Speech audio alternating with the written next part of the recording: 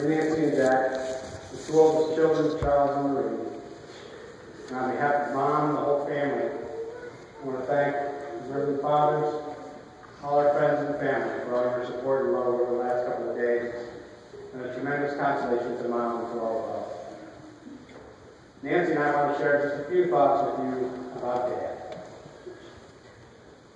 Dad was a brilliant man. He read a lot. He loved the Catholic Church, and he knew the teachings of our church very well. He could talk about any subject related to faith and morals, and his example made us want to know the church's teachings as well as he did. That's the reason I have 2 bookshelves full of catechisms and church documents at home, and I still have a lot of work to do. Dad had a special devotion to our Blessed Mother. Many of you know the story about when Dad was working in the early 50s on the construction of Immaculata Academy. And on December 8th, the feast of the Immaculate Conception, the scaffolding collapsed, and Dad broke his foot and his ankle in several places in the fall. They took him to Our Lady of Victory Hospital, where he met a cute nurse by the name of Marie Dillon.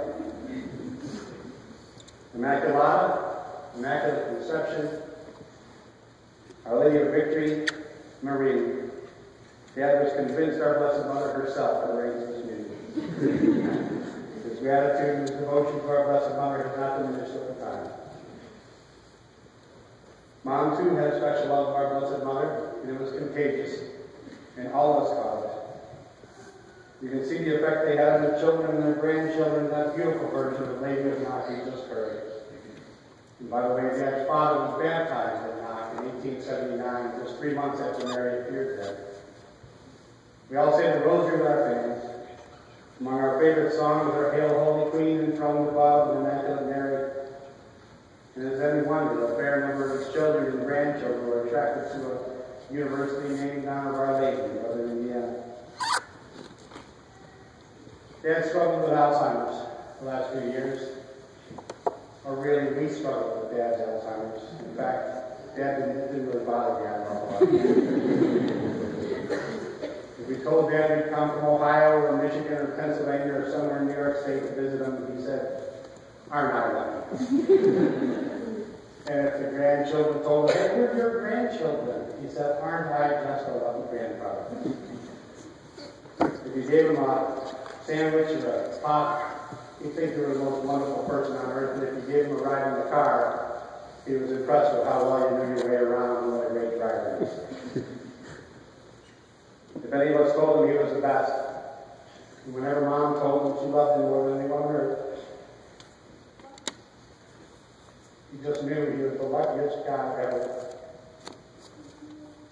He didn't know our names, but he knew each of us was special to him, as he certainly was.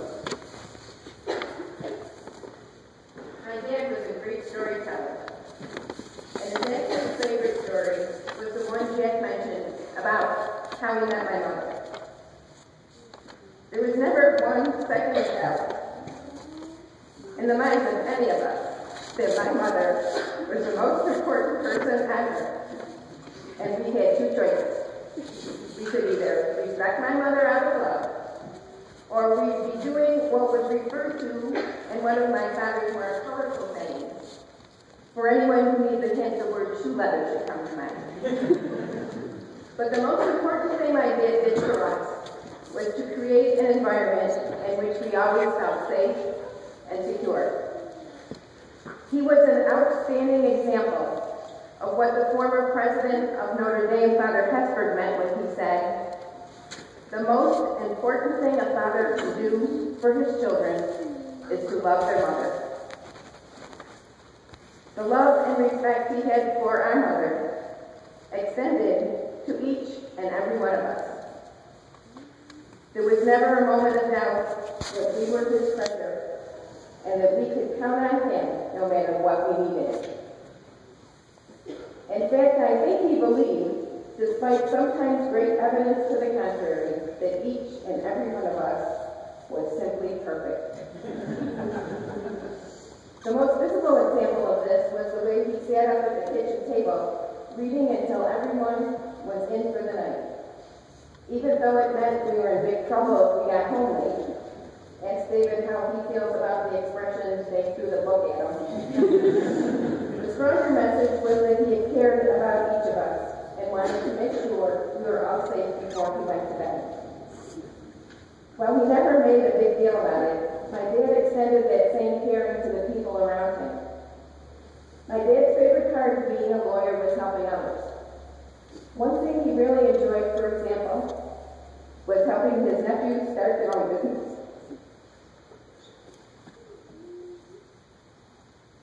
And I know he handled the closings for many of us when we bought our first home.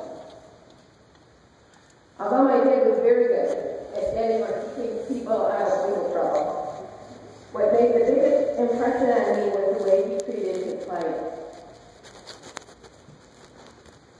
For example, if someone was arrested for DWI, he would take, not simply send him to an AA meeting. If someone came looking for a divorce, he would look first to see if there was any way that counseling could help them save their marriage. While it has been hard for us to see my dad lose his memory, it is even harder to imagine how he could have been happier or more content than he was the last few years. Part of this was his personality. He really didn't ask for much. Part of it was that he no longer remembered many of the things we all tend to worry about. But the biggest part was the love and care he received from our mom and our sister Sheer.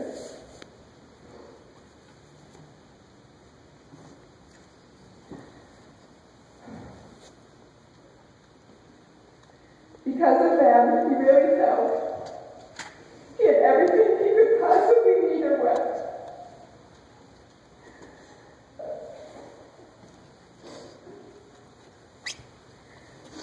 We have a lot of Jesuit priests here today. Father's very nice to the cancel school. High school. But there's a song that comes to mind that is often sung by the choirs at St. Joe's Collegiate, so we can have a little ecumenical spirit here this afternoon.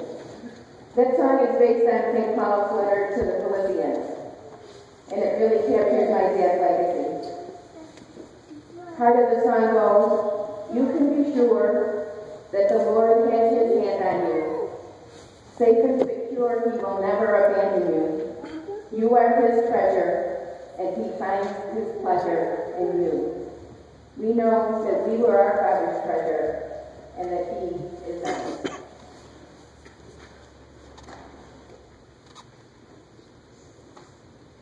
There are some advantages to being the oldest son of the Irish family. And I can hear some of my sisters saying, "Oh, you think?" The envious ones. I remember the day Dad asked, "Would you like a Cracker Jack?" And everyone came running for the Cracker Jacks. Didn't have the Cracker Jacks. They just wanted to buy it like that. Nancy and Noreen often recalled the time that they were arguing with each other about who was going to go and get a fork for me. When it occurred to one of them that I could just as well get my own large fork. And of course, one of Mom's favorite songs is "Rejoice, Rejoice, My Son is Coming Home." I like that one. Some might say there are disadvantages too. Well, I'm not sure. In one of our classic kitchen table conversations when I was home from Notre Dame, Dad said to me, "Jack, I don't know if I ever told you about it. I'm like my father," he said. And he always felt that if you say soft things to your boys, you end up with soft boys. But I want you to know how proud I am. Well, I gotta tell you, Dad, you may not often have said the words. You told us and showed us about us in so many ways. The baseball bat you bought me when I was sick. The way you always waited up until all of us were home. 9 kids through 16 years of Catholic education, provided beautiful weddings for 6 daughters. And all the while, you never had a paid vacation in the 30 years or so of your last furlough in the Army, so you joined the legal staff at the MTA. Never complained about it once. Yeah, you never had any loved us. We want a shot.